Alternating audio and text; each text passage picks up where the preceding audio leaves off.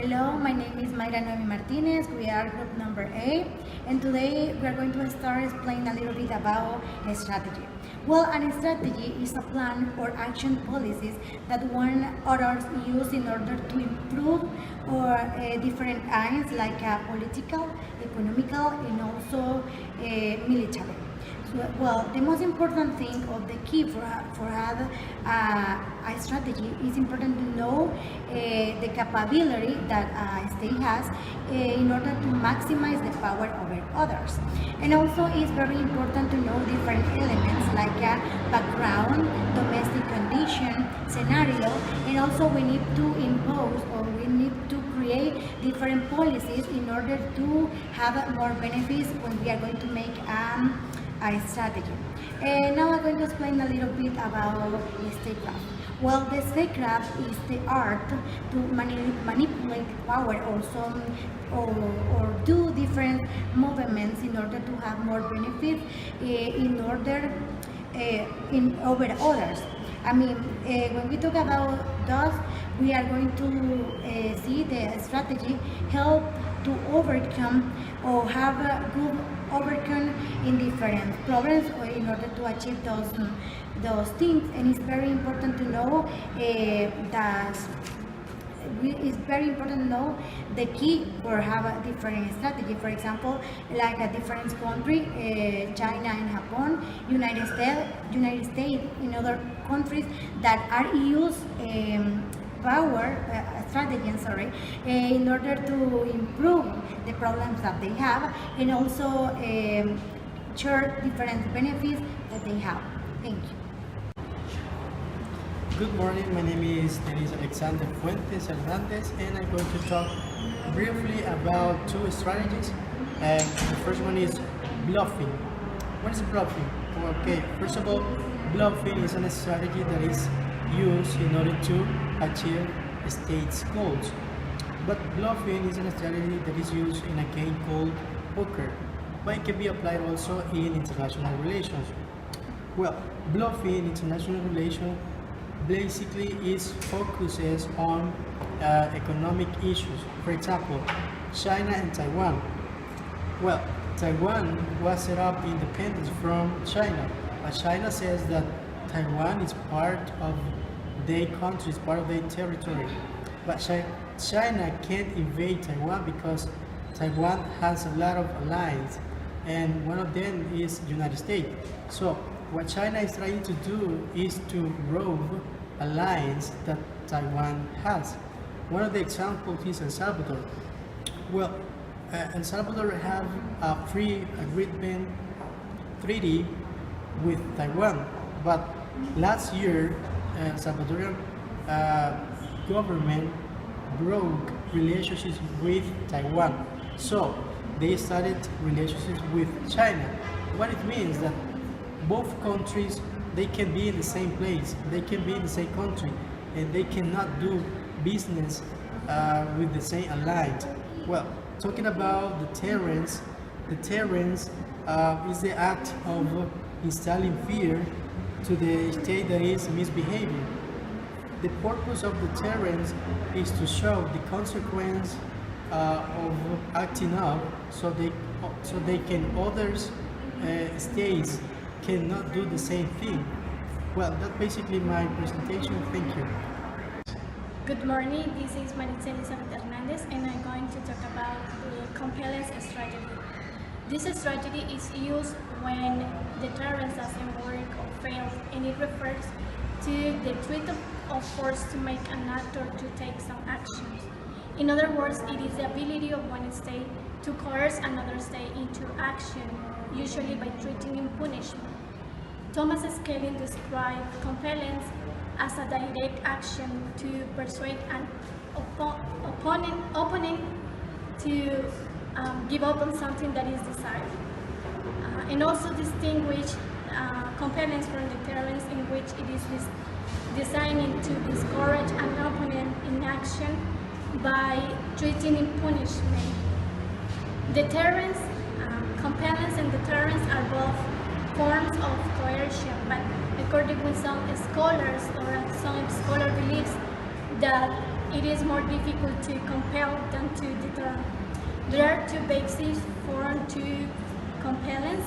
The first one is diplomatic compellence that involves the verbal threat or promises, and the second one is the demonstrative compellence that involves the limited use of force that can include escalation of war if the demands are not met or complete. There is a phrase that explains what compellence is about. What compellence is about in simple words, and the phrase is, if I just hurt you, and if you don't do what I want, I can hurt you more. This expression explains exactly in simple words what compellence is about. One example of compellence can be the hard relationship between United States and Japan in 1949, when United States dropped nuclear bomb on Japan to compel them to stop fighting. In this case, the signer of the phrase that describes this conflict can be, if I just hurt you, and if you don't surround, I can hurt you more. This phrase explains exactly what the conflict was.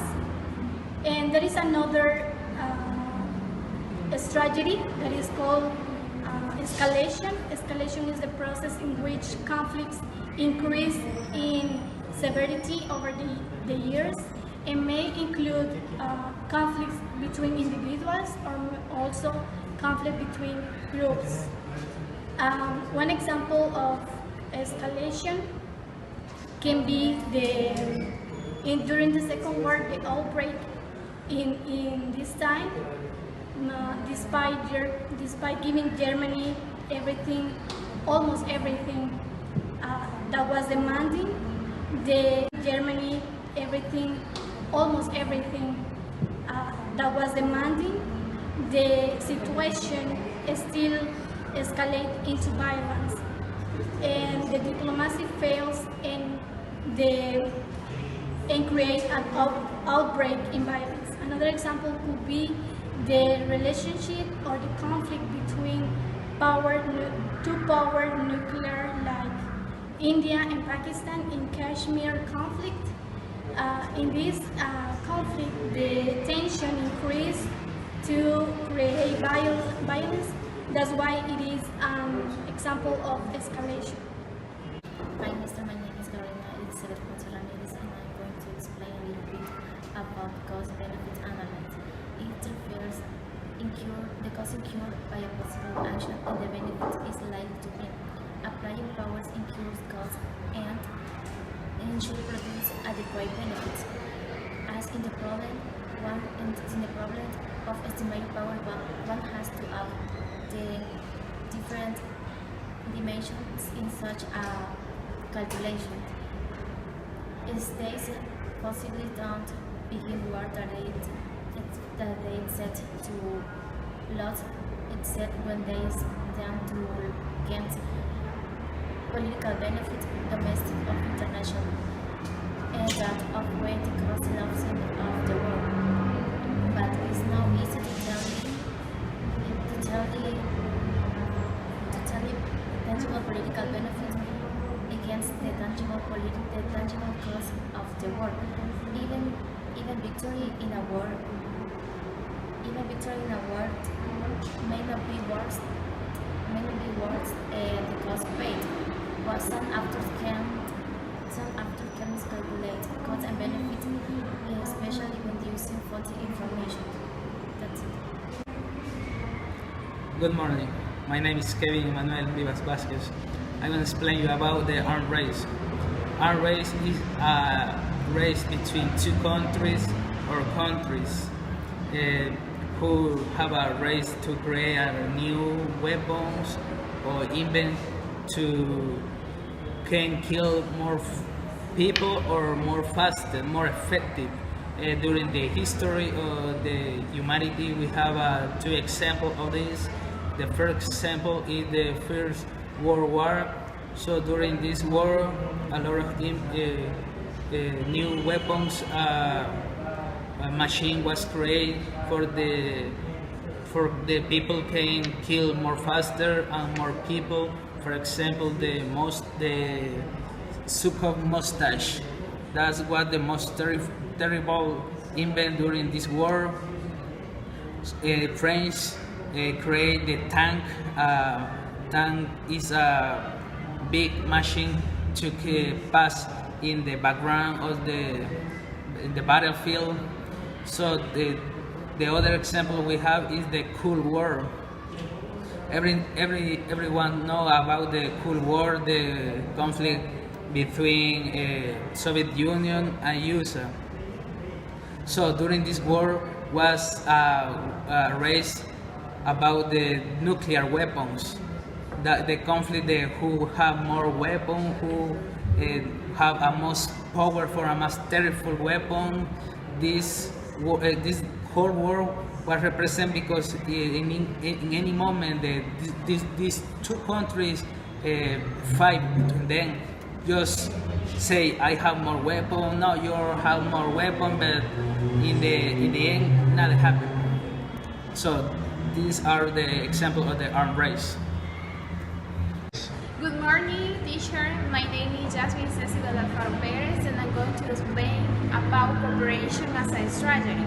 Cooperation as a strategy refers to the planning strategy in which two or more countries work together in order to achieve a common objective. Several countries apply cooperation through a cooperative to increase their profit. A cooperative strategy gives advantage, especially that have a lack of competitiveness, know-how, or resources. This strategy gives to countries the possibility to fulfill the lack of competitiveness.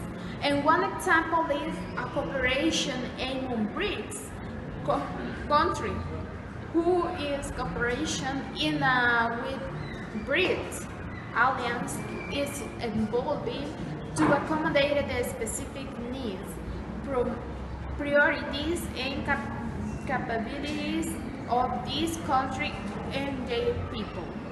Thank you. This is my explanation about cooperation as a strategy. Yeah. Hello, my name is Walter David Paz Ramirez. I will explain a little bit about defection. In military terminology, desertion is the abandonment of duty in a declaration of war or in battle, or its assigned position at the time of the order of withdrawal, siege, invasion, incursion, siege, invasion by the enemy.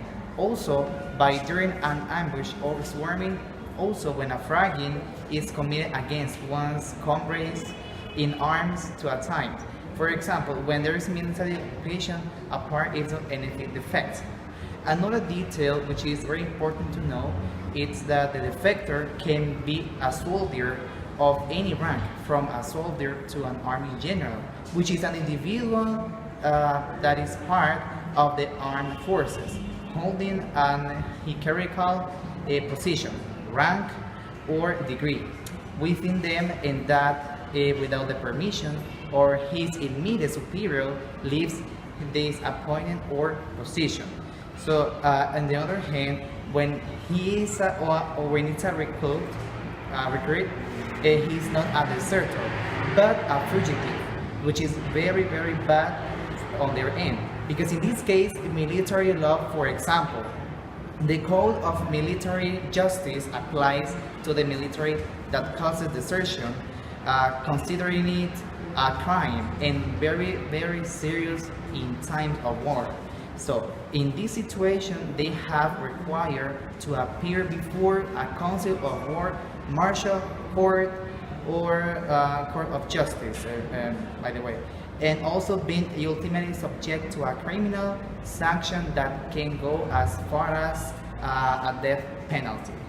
And finally, the defector has the right to a lawyer to defend himself before the courts in accordance with international law and international humanitarian law, particularly the Geneva Conventions and human rights treaties, there have been cases in which prisoners have been pardoned by executive branch being forgiven of their faults. So this is my explanation about the reflection. Thank you.